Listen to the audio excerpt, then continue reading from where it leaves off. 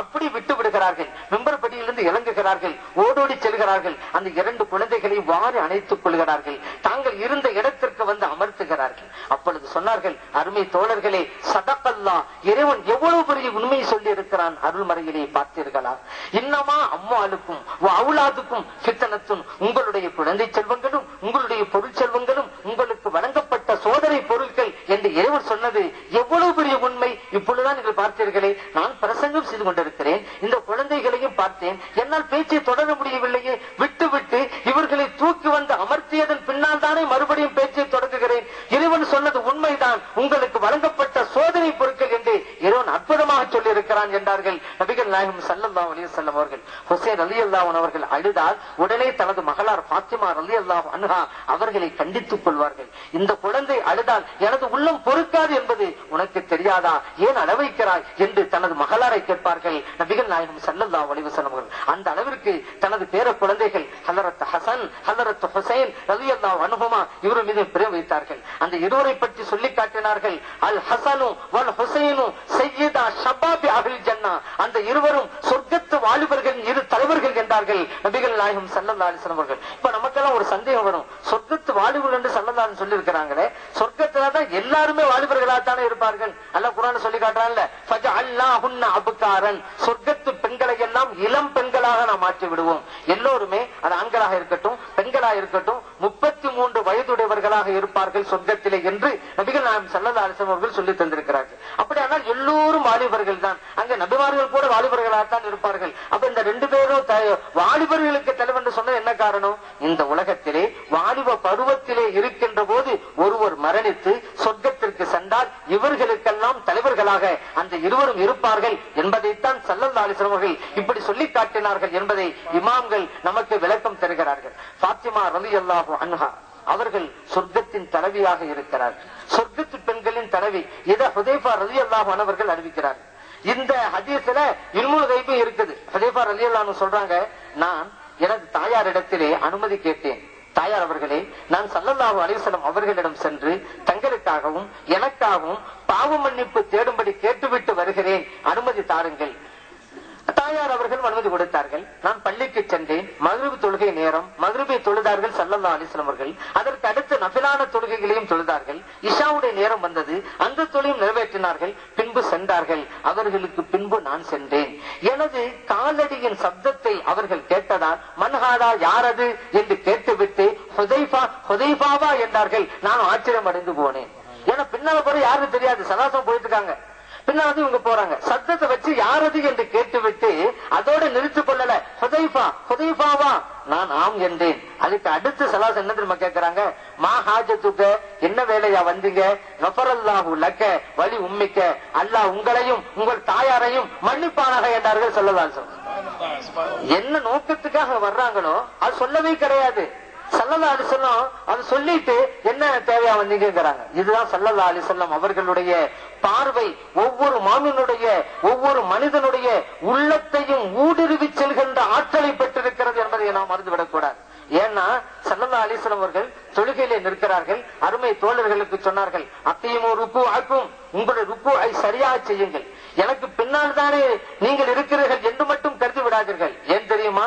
வல்லாஹி, இறைவன் மீது ஆணையிட்டு சொல்கிறேன், இன்னீல அராக்கும் ஹல்ஃபி கமா அராக்கும் அமாமி, எனக்கு முன்னால் நீங்கள் இருந்தால் உங்களை எப்படி பார்க்கின்றேனோ அப்படித்தான் எனக்கு பின்னால் நீங்கள் இருந்தாலும் நான் பார்க்கின்றேன் என்றார்கள் நபிகள் நாயகம் ஸல்லல்லாஹு அலைஹி வஸல்லம் அவர்கள். புகாரிலே பதிவு செய்யப்பட்டிருக்கிறது. இதை விட ஒரு படி மேலே சென்று நபிகள் நாயகம் ஸல்லல்லாஹு அலைஹி வஸல்லம் அவர்கள் கூறினார்கள், லா யஃபா அலைய ருகூஉக்கும் வலா குஷூஉக்கும், அருமை தோழர்களே, நீங்கள் எப்படி ருக்கு செய்கிறீர்கள் அது எனக்கு மிக தெளிவாக தெரிகிறது. உங்களுடைய பயபக்தி எப்படி இருக்கிறது அதுவும் எனக்கு நன்றாக தெரிகிறது என்கிறார்கள் நபிகள் நாயகம் ஸல்லல்லாஹு அலைஹி வஸல்லம் அவர்கள். புகாரியில் தான் இந்த ஹதீஸும் பதிவு செய்யப்பட்டிருக்கிறது. ருக்கு ஆவது வெளிப்படையில் செய்யற செயல், ஆனா அதுவே நமக்கு தெரியாது. நமக்கு பின்னால யாராவது செஞ்சா நம்முடைய முதல் நம்மளால பார்க்க முடியலைங்க. நம்ம பின்னால உள்ளதை பாக்குறதா அப்படியே திரும்பினாதான் தெரியும். நம்ம இந்த பக்கம் பார்த்துட்டு தான் பின்னால் நடக்குங்கிறது தெரியாது. ஆனா ஸல்லல்லாஹு அலைஹி வஸல்லம் அவர்களுக்கு அதுவெல்லாம் தெரிகிறது. அதான் சொல்லி காட்டுறாங்க, எனக்கு முன்னாடி இருந்தா எப்படியோ அப்படிதான் நீங்க பின்னால் தான் பாக்குறேன். சரி, இதுவே நமக்கு தெரியாது, அது வேறு விஷயம். ருக்குவாவது வெளிப்படையில செய்யற செயலு. ஆனா ஹுஷூங்கிற சொல்லி செல்லதான் சொல்லி காட்டுகிறார்களே, உங்களுடைய பயபக்தி எப்படி இருக்கிறது என்பதும் எனக்கு மிக தெளிவாக தெரிகிறது. பயபக்தி என்பது உள்ளம் சம்பந்தப்பட்டது. அப்படியானால் உங்களுடைய உள்ளத்திலே என்ன நினைக்கிறீர்கள் என்பதும் எனக்கு தெரியும் என்பதை ஸல்லல்லாஹு சொல்லி காட்டுகிறார்கள். அதனால்தான் ஹுதைஃபா ரலியல்லாஹு அன்ஹு அவங்ககிட்ட சொல்றாங்க, எதுக்காண்டி வந்தீங்க? உங்களை உங்கள் தாயாரை இறைவன் மன்னிப்பாரா என்கிறார்கள். எந்த நோக்கத்து வந்தீங்களோ அது பதிலாக சொல்கிறார்கள் நபிகள் நாயகம் ஸல்லல்லாஹு அலைஹி வஸல்லம்.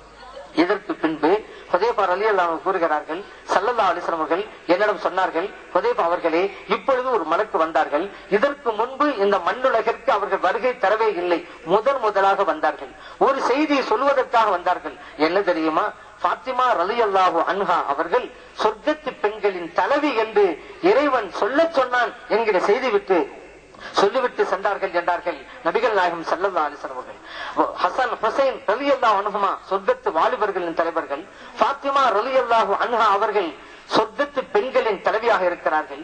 ஸல்லல்லாஹு அலைஹி வஸல்லம் அவருடைய குடும்பத்தினருக்கு இறைவன் இப்படி எல்லாம் சிறப்பு வழங்கினான். சில பேர் கேட்கிறாங்க, அது என்னங்க குடும்பத்தால சிறப்பு? நல்வணக்கம் நல்லமல் செஞ்சுட்டா எல்லாம் சிறப்பாயிடலாம், ஒரு பிறப்பால ஒரு ஆளுக்கு சிறப்பு கிடைக்குமான்னு கேட்கிறாங்க. இறைவன் அப்படி அமைத்து வைத்திருக்கிறான் அப்படின்னு சொல்லிவிட்டு அல்லாஹ் குர்ஆன்ல சொல்லி காட்டுறான், அம் யஹ்சுதூன அன்னாஸ அலாமா ஆத்தாஹுமுல்லாஹு மின் ஃபத்லிஹி.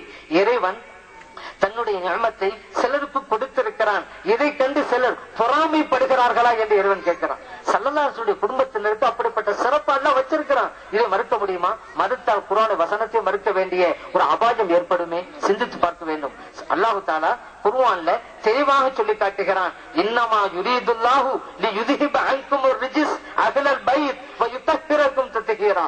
ஸல்லல்லாஹு அலைஹி வஸல்லம் அவர்களுடைய குடும்பத்தினர்களை உங்களுடைய மாசுகளை அகற்றிவிட்டு உங்களை தூய்மைப்படுத்தவே இறைவன் விரும்புகிறான் என்று இறைவன் வசனத்தை இறக்கி வைக்கிறான். ஸல்லல்லாஹு அலைஹி வஸல்லம் குடும்பத்தினர் தூய்மையானவர்களாக இருப்பதால் தான் ஜக்காத் வாங்குவது அவர்களுக்கு ஹராம் நம்முடைய மார்க்கத்திலே.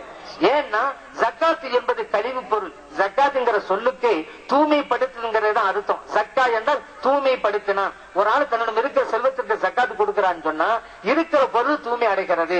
அப்படியானால் சென்ற பொருள் கழிவு பொருள். இந்த கழிவு பொருள் தூய்மையாக இருக்கின்ற நபிகள் நாயகம் ஸல்லல்லாஹு அலைஹி வஸல்லம் அவர்களுடைய குடும்பத்தினருக்கு தகுமானது அல்ல என்பதால் தான் அவர்களுக்கு வாங்குவது ஹராம் என்று நம்முடைய மார்க்கம் சொல்லிக் கொண்டிருக்கிறது.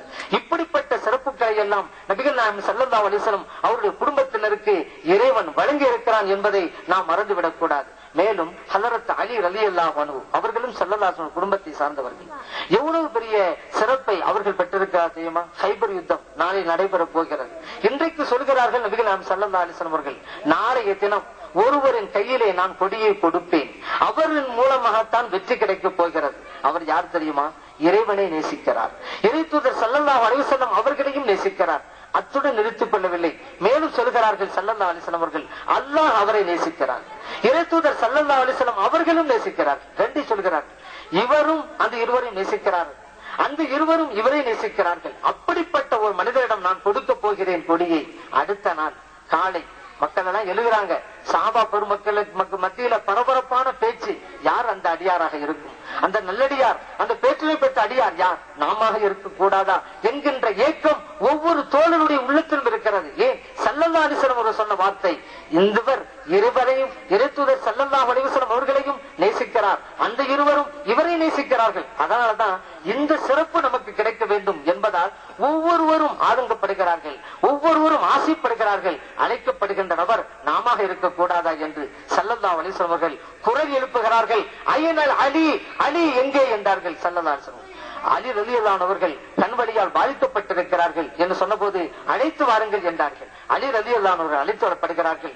தங்களுடைய முபாரக்கான உம்மில் நீரை எடுத்து அலி ரலியல்லாஹு அன்ஹு அவர்களுடைய கண்களில் தடவுகிறார்கள். நபிகள் நாயகம் ஸல்லல்லாஹு அலைஹி வஸல்லம் அவர்கள் அடுத்த கடமை குணத்தை பெற்று விட்டார்கள். ஹஜ்ரத் அலி ரலியல்லாஹு அன்ஹு உடனே சிவா கொடியை கொடுக்கிறார்கள். வெற்றியும் கிடைக்கிறது.